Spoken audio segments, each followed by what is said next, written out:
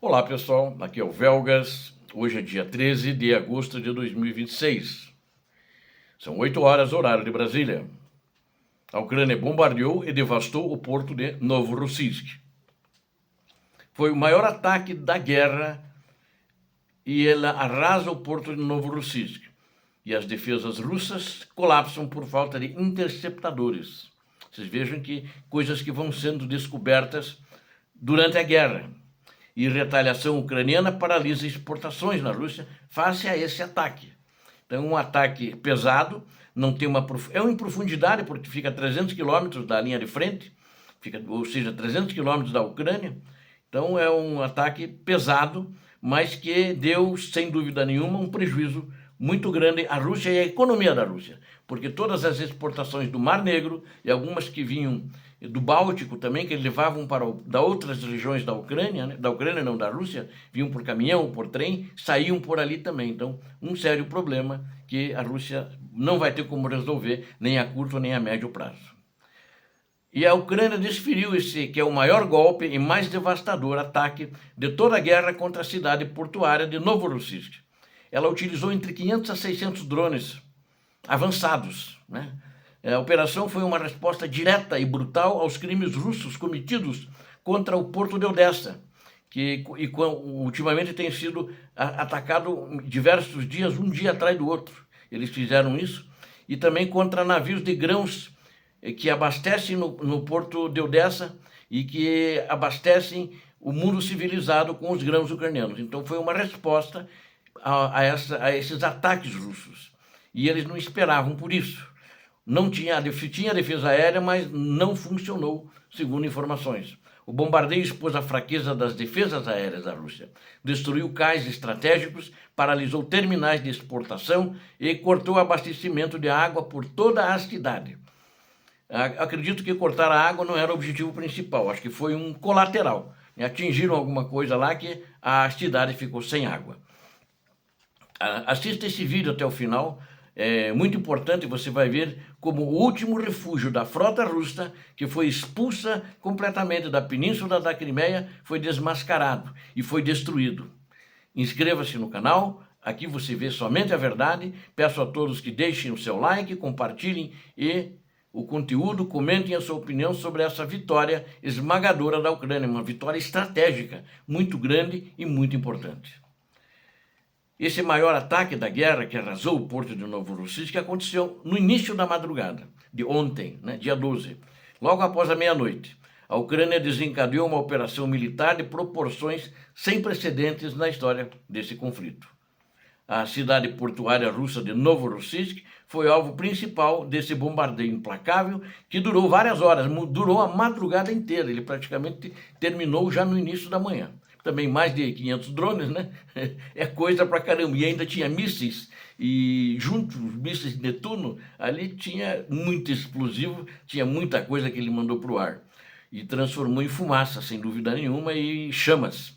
O ataque massivo arrasou a infraestrutura dessa cidade portuária e deixou um rastro de destruição visível a quilômetros de distância. O presidente ucraniano Volodymyr Zelensky confirmou oficialmente o emprego de tecnologias de ponta nessa incursão punitiva. Logo na manhã, no início da manhã, ele fez essa confirmação. As forças ucranianas utilizaram de forma coordenada os mísseis antiaéreos Palianitsia, os temidos mísseis Netuno, e uma onda avassaladora de drones navais.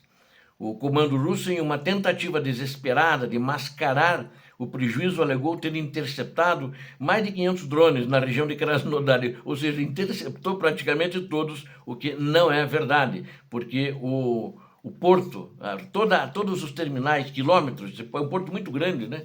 Tem a parte militar, tem a parte civil para petróleo, de grãos, ou seja, outros produtos em geral. É o principal porto da Rússia no Mar Negro, né? Usado para exportação e também para importação de produtos. Então, isso foi desmentido pelos próprios russos que filmaram e fotografaram e mostrar que ficou caótico esse fogo de defesa aérea, que não conseguiu derrubar nada. E parece que tinha mais metralhadoras atirando, homens com fuzis automáticos, para tentar derrubar esses drones e mísseis, mas a velocidade era muito grande. A Ucrânia usou ali o que tem de mais moderno. os projéteis ucranianos romperam o bloqueio e atingiram em cheio as posições estratégicas de defesa aérea e cais fortificados e instalações vitais da base naval. Esse foi um grande prejuízo que o Putin e os gangsters do Kremlin vão amargar por muito tempo.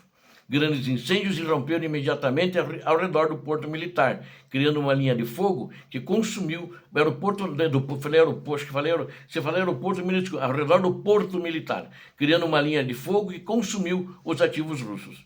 Os grupos móveis de defesa aérea da Rússia operaram sob pressão insuportável e foram completamente superados pela saturação do ataque ucraniano e algumas desses defesa móvel e também da defesa fixa antiaérea foram destruídos também pelos drones ucranianos. As defesas russas colapsam justamente porque, segundo informações, eles não têm interceptadores, mísseis interceptadores. O mesmo problema que nós temos no Patriot, eles estavam com problemas no S-300 e no S-400.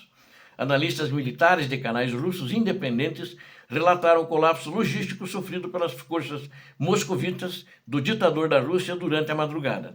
Os sistemas de defesa aérea de última geração da Rússia, incluindo os modelos S-300 e S-400 e Pantsir, simplesmente ficaram sem munição, não atiravam. E a falta crônica de mísseis interceptadores impediu que os russos contivessem a investida prolongada e cirúrgica da Ucrânia. A Ucrânia explorou esta vulnerabilidade crítica com maestria, mantendo as ondas de ataques ativas até exaurir completamente as defesas da Rússia. Como resultado direto do bombardeio, 2 dos maiores e mais importantes terminais de grãos da Rússia foram severamente arrasados. E esse não se constrói de um dia para outro. Demora meses, né? As operações de carregamento e exportação nesses terminais estão suspensas por tempo indeterminado. Já oficialmente as autoridades russas divulgaram isso devido à grande gravidade dos estragos. Os incêndios também se espalharam para complexos industriais vizinhos e atingiram a infraestrutura hídrica essencial da região, ou seja, o fogo que acabou se espalhando. Não tinha controle, mas nenhum bombeiro ia ser louco de ir lá de madrugada, né, ficar tentando apagar fogo enquanto os bombardeios continuaram, porque eles demoraram a madrugada toda. O colapso foi tão severo que as autoridades russas foram obrigadas a interromper o abastecimento de água potável para toda a população da cidade. A retaliação ucraniana paralisa as exportações da Rússia. Essa devastadora operação militar executada pela Ucrânia não ocorreu por acaso, mas sim uma retaliação legítima e feroz contra as ações russas na Ucrânia. A Rússia vinha conduzindo uma campanha covarde de ataques contra a infraestrutura portuária de Odessa e contra o corredor marítimo ucraniano. Os russos já haviam realizado mais de 30 ataques brutais a portos ucranianos e alvejado pelo menos 24 embarcações civis de comércio com bandeiras de outros países que vinham buscar grãos. Esses crimes russos resultaram no naufrágio de navios mercantes e geraram incêndios de grandes proporções em embarcações internacionais. A Ucrânia não tem nenhuma frota das sombras para levar grãos, né? É tudo às claras, e os países que contratam os seus, ou o vendedor, né, as empresas ucranianas, quando entregam no sistema que vai CIF, né, que dá tudo embarcado, e daí recebe quando embarcar, que com frete até o destino. Então o que acontece? Eles não são navios ucranianos, são navios de outros países. A Marinha da Ucrânia precisou atuar no resgate, inclusive nos tripulantes de várias nacionalidades que ficaram à deriva após os ataques criminosos da Rússia. Essa postura russa havia paralisado temporariamente a navegação comercial no Mar Negro, prejudicando o escoamento agrícola ucraniano. O bloqueio russo colocava em risco direto a segurança alimentar de países africanos que dependem dos grãos ucranianos para evitar a fome e a inanição. Mais de 8 mil navios já haviam utilizado o corredor seguro da Ucrânia desde o início da guerra, mas as ações da Rússia tentavam reduzir esse número a zero.